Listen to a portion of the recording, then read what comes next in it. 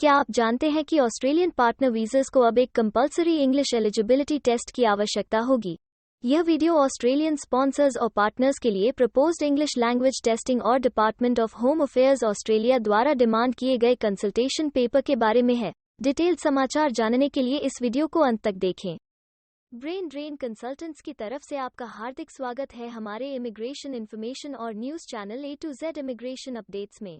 2020 के बजट में farmer acting immigration minister touch ने घोषणा की कि सरकार पार्टनर वीज़ास के लिए इंग्लिश लैंग्वेज टेस्टिंग शुरू करेगी। यह तब के लिए है जब एक ऑस्ट्रेलियन अपने नॉन ऑस्ट्रेलियन पार्टनर को ऑस्ट्रेलियन परमानेंट रेजिडेंट बनने के लिए स्पॉन्सर करता है। डिपार्टमेंट ऑफ होम अफेयर्स ने 2021 में एक ही प्रस्ताव पर एक पब्लिक कंसल्टेशन पत्र जारी किया है।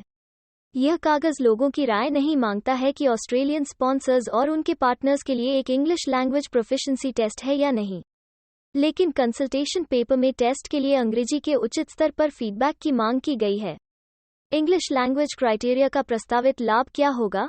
रिपोर्ट के अनुसार पार्टनर वीजा होल्डर्स और परमानेंट रेजिडेंट स्पॉन्सर्स के लिए नई इंग्लिश लैंग्वेज क्राइटेरिया एमिग्रेंट्स में इंग्लिश लैंग्वेज सीखने के ट्रेंड को एनकरेज और मदद करेगा।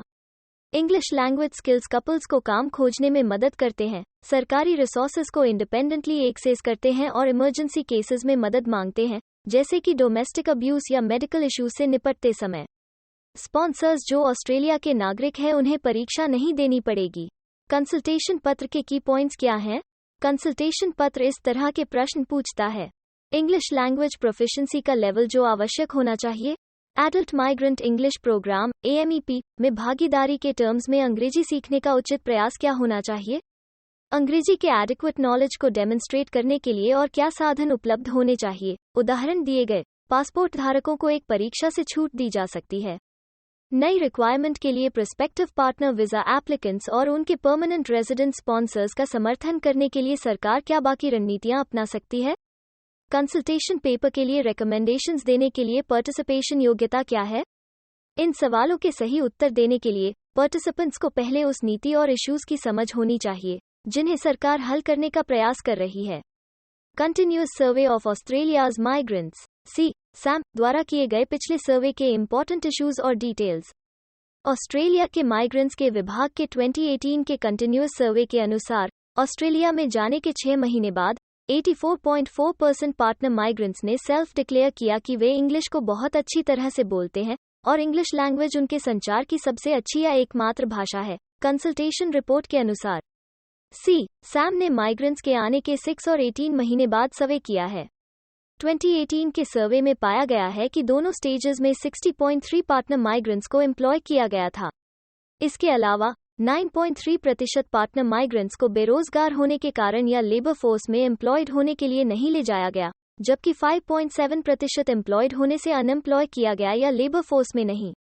पार्टनर माइग्रेंट्स की उम्र स्ट्रक्चर को देखते हुए बाद में उन माइग्रेंट्स को शामिल किया जा सकता है जो परिवार शुरू करना चुनते हैं। SAM ने पहले और दूसरे सर्वे के बीच 12 महीनों के दौरान 16.4% पार्टनर माइग्रेंट्स ने ऑस्ट्रेलियन पोस्ट सेकेंडरी क्वालिफिकेशन प्राप्त की। वे स्पष्ट रूप से प्रेरित और व्यस्त थे। इसके अलावा ऑस्ट्रेलियाई आबादी के 26.0% की तुलना में 51.7% भागीदार प्रवासियों के पास यूनिवर्सिटी की डिग्री है। पार्टनर माइग्रेंट्स अत्यधिक योग्य होते हैं और अराइवल के बाद उनकी योग्यता के निर्माण की स्ट्रॉन्ग डिजायर रखते हैं। SAM रिपोर्ट की डिस्क्रिप्शन और क्या यह रिपोर्ट पार्टनर्स के लिए इंग्लिश टेस्ट की आवश्यकता के लिए कोई संकेत देती है? इस प्रकार यह रिजल्ट निकालना उचित होगा कि पार्टनर माइग्रेंट्स में अच्छी इंग्लिश है, मौजूदा ऑस्ट्रेलियन पॉपुलेशन की तुलना में हाईली क्वालिफाइड हैं और उनके पास हाई एम्प्लॉयमेंट रेशियो है।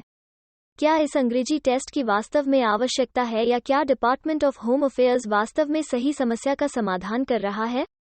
इस बैकग्राउंड के खिलाफ NSW multicultural communities council doctor Tony पन ने डिपार्टमेंट ऑफ होम अफेयर्स से नीति समस्या पर अधिक जानकारी के लिए कहा, सरकार इस प्रस्ताव के साथ संबोधित करने की कोशिश कर रही है। दुर्भाग्य से डिपार्टमेंट की फीडबैक ने इस प्रश्न को पूरी तरह से अनदेखा कर दिया और इंग्लिश लैंग्वेज प्रोफिशिएंसी के लेवल के लिए अनुरोध को दोहराया जो उचित होगा। उदाहरण के लिए डिपार्टमेंट ऐसे पार्टनर माइग्रेंट्स की डेमोग्राफिक्स पर सलाह दे सकता है जो कथित तौर पर इंग्लिश सीखने के लिए उचित प्रयास करने में असफल हो रहे हैं, क्योंकि केवल उनमें से एक बहुत छोटा हिस्सा इंग्लिश अच्छी तरह से या बहुत अच्छी तरह से नहीं बोलता है। लेकिन इस सवाल पर विभाग और सरकार चुप नहीं रहेगी। इस टेस्ट का संचालन करने के लिए सरकार और DHA का व्यू और संभावना क्या है? जबकि सरकार ने पार्टनर वीजा एप्लीकेंट्स के लिए इंग्लिश लैंग्वेज टेस्ट शुरू करने के लिए यूके सरकार की पहल को कुछ अनुमोदन के साथ नोट किया है, फिर भी ऑस्ट्रेलिया में इसी तरह की पहल के लिए मामला नहीं बनाया है।